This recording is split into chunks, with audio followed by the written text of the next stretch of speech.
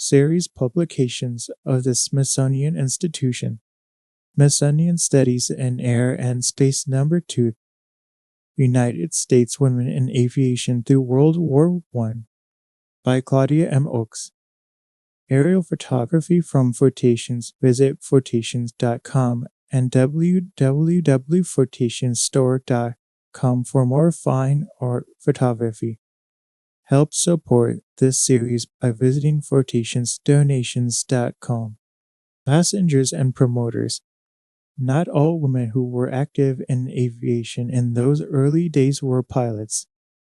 It was considered radical for a woman to involve herself in any way with aviation, whether flying as a passenger in an airplane, ascending in a balloon, offering support to aviator sons, husbands, or brothers, or even raising funds for aeronautics. A woman's statement of intention to do any of these things was often met with the exclamations of "You can't be serious" from her friends, both male and female. Occasionally, if a woman was socially prominent, she might even make an attempt to conceal her identity before making a flight. Such was the case at Philadelphia in October 1909, when a leading socialite, Miss Violet Ridgway, satisfied her long-cherished ambition to take a balloon flight. She arrived at the launch site very early in the morning, heavily veiled. When someone asked her name, she replied, "Miss Anna Brown." Apparently, she feared that her parents or some well-meaning friends, anxious about her safety or her reputation, might try to interfere at the last minute. Not all of her family disapproved, however, for Violet's sister had sought permission to go along, but there was no more room in the basket. By contrast, a year earlier in Canton, Ohio, several women had not only made ascensions with the famous balloonist Leo Stevens, but had even written articles for contemporary magazines about their experiences in aeronautics.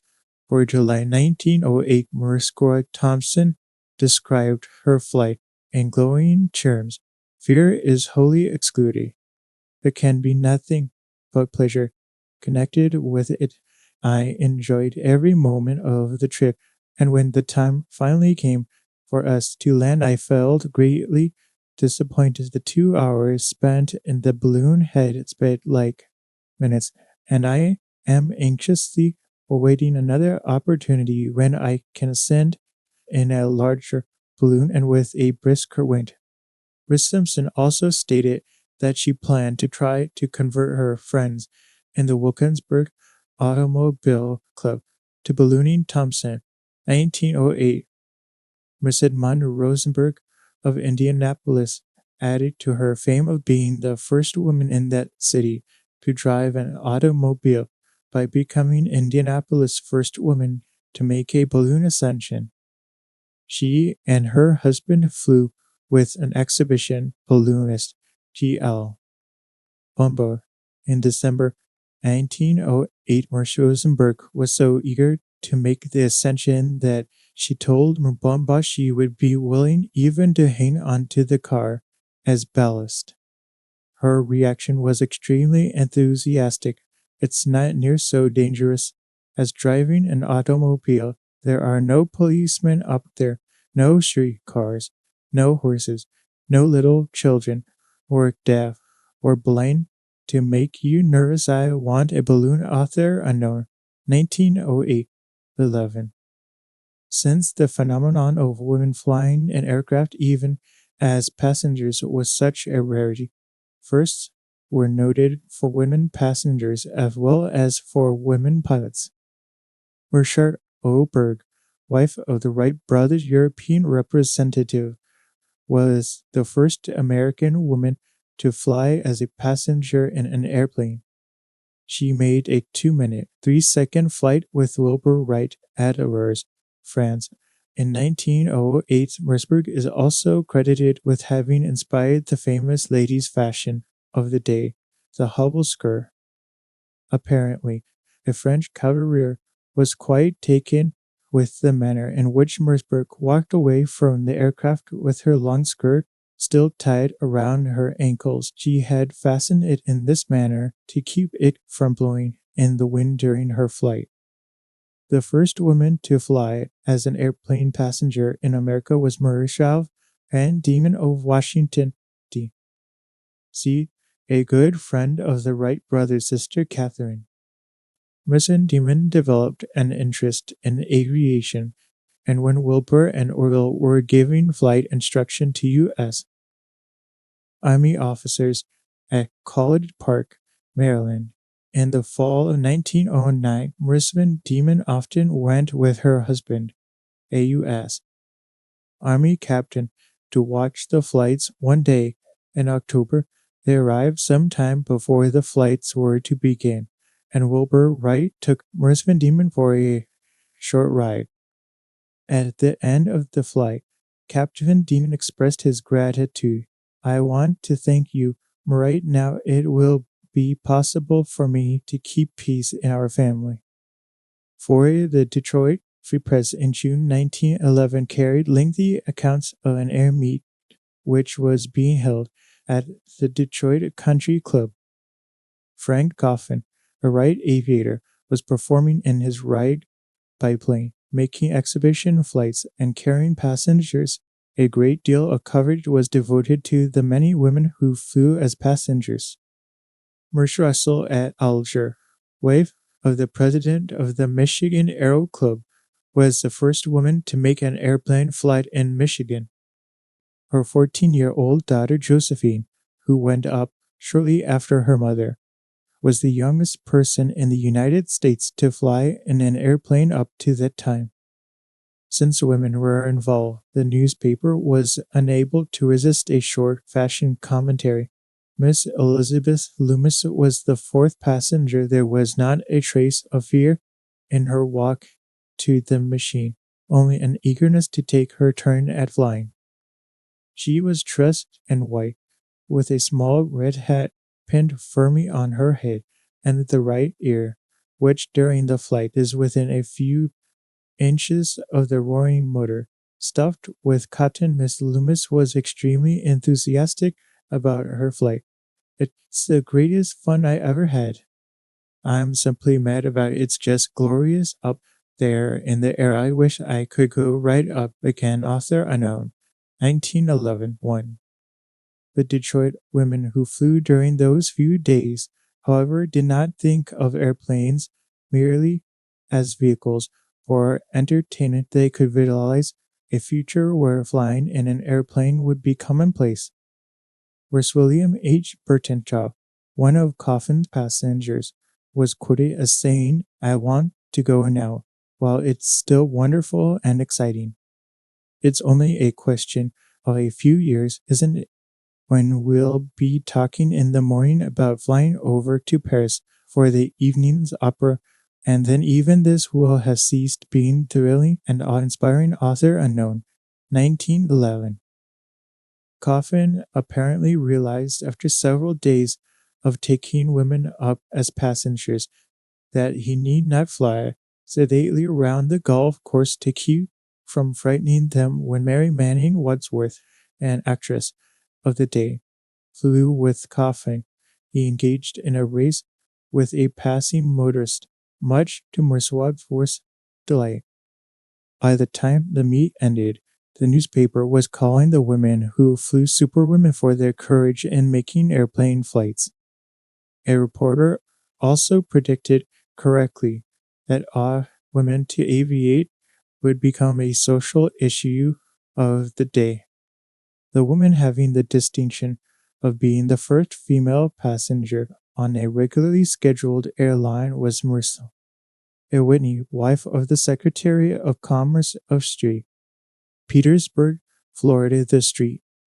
Petersburg-Tampa Airboat Line, the world's first scheduled airline, went into operation on 1 January 1914 with a Benoist flying boat piloted by Tony Janice Morse when he flew from Petersburg to Tampa on 8 January. Her flight was not without incident. Janice was forced to land the aircraft on Tampa Bay, some distance from land, because of engine trouble, but he soon repaired it and successfully completed the flight.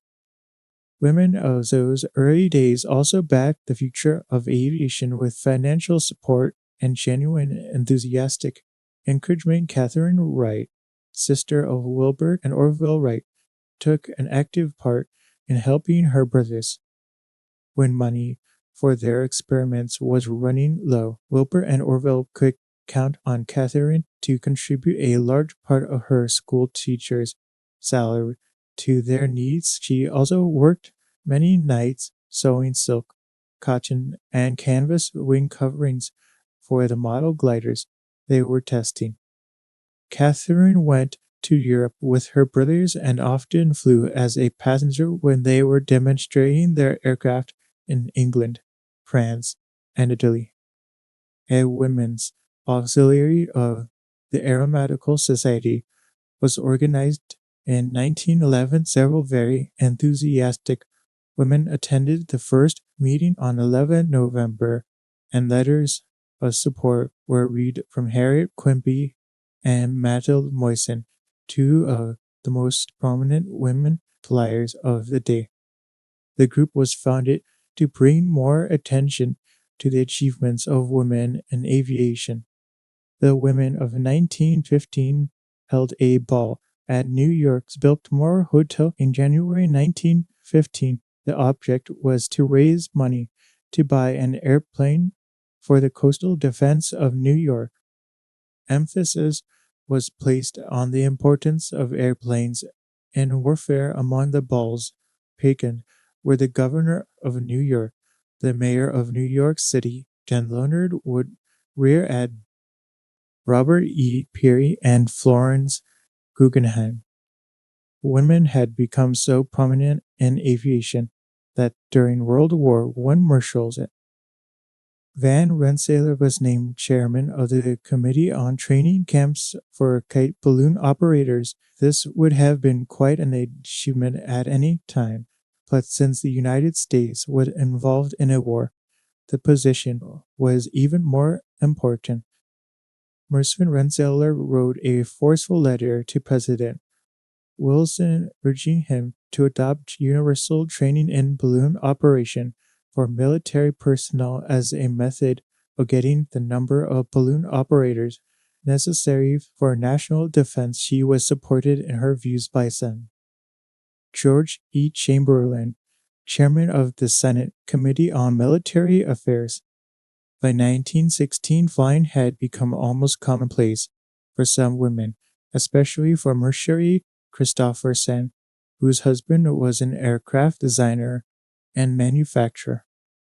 On one occasion, Marjorie Christopherson was some distance from home when she remembered she had invited several women for dinner, and it was almost time for them to arrive. Her husband was making demonstration flights nearby, so she prevailed on him to fly her, their 16-month-old baby, and one of her guests to her home.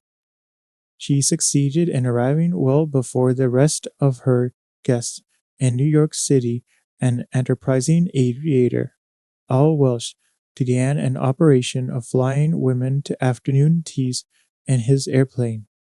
Although these women never piloted an aircraft themselves, they still played a vital role in the advancement of aviation.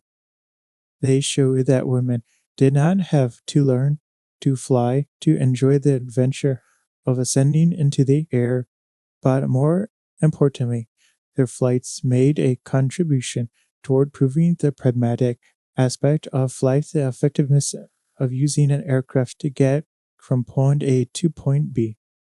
Notwithstanding all the stunts, demonstration flights, and other thrilling aspects of aviation, it was the practicality of flight that caused aviation to grow into the enormous industry it has become.